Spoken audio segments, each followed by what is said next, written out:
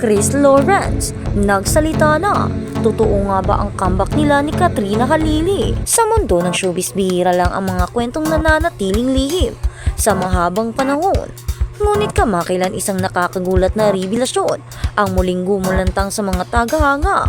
Isang kwento ng muling pagkikita, emosyon at katotohanang matagal ng ikinubli.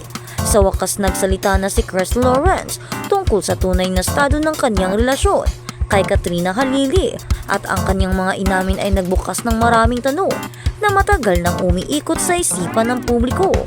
Matagal nang pinag-uusapan ang posibilidad ng comeback ni Chris Lawrence at Katrina Halili mula sa kanilang mga nakaraang interaksyon hanggang sa mga cryptic posts sa social media. Hindi maiiwasang manghinala ng fans na may namumuong muli sa pagitan nila. Ngunit sa kabila ng mga haka-haka, nananatili tahimik ang dalawa hanggang ngayon. Sa isang eksklusibong panayam, hindi na napigilan ni Chris Lawrence ang kanyang sarili na magsalita. Ayon sa kanya, maraming bagay ang hindi nakikita ng publiko. Hindi lahat ng nakikita niyo ay ang buong kwento. Ang simpleng pahayag na ito ay sapat na upang magdulot ng matinding interes sa mga netizens. Ibinunyag ni Chris na ang muli nilang paglapit ni Katrina ay hindi basta-basta nangyari. Hindi ito planado, hindi ito scripted. Nangyari ito dahil pareho kaming may kailangang ayusin sa sarili namin at sa isa't isa. Dagdag niya, ang kaniyang mga salita ay tila naglalaman ng lalim na hindi basta maipaliwanag. Ayon sa mga malalapit sa kanila, matagal na raw na hindi natapos ang usapan ng dalawa. May mga bagay na naiwan sa nakaraan na hindi kailanman nabigyan ng closure at ngayon tila iyon ang kanilang sinusubukang harapin. Ngunit ano nga ba ang tunay na dahilan ng kanilang comeback?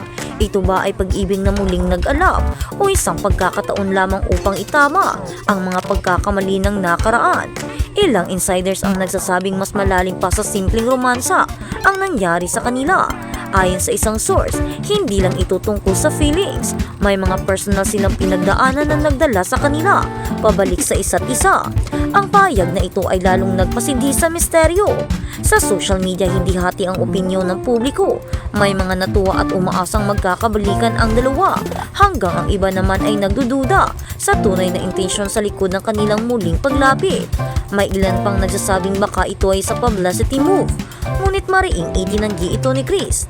Hindi ko kailangan ng publicity. Ang kailangan ko ay kapayapaan. Diretsahang sagot niya.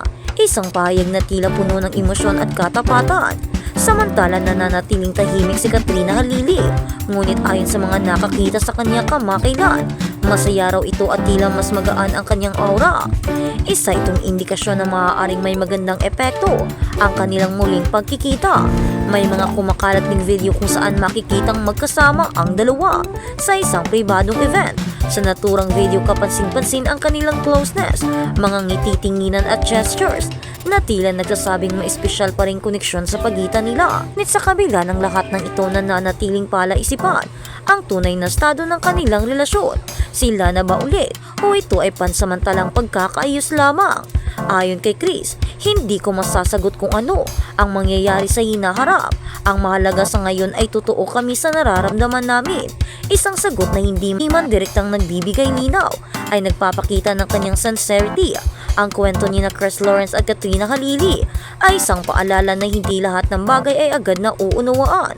Minsan kailangan ng oras, katahimikan at lakas ng loob upang harapin ang katotohanan.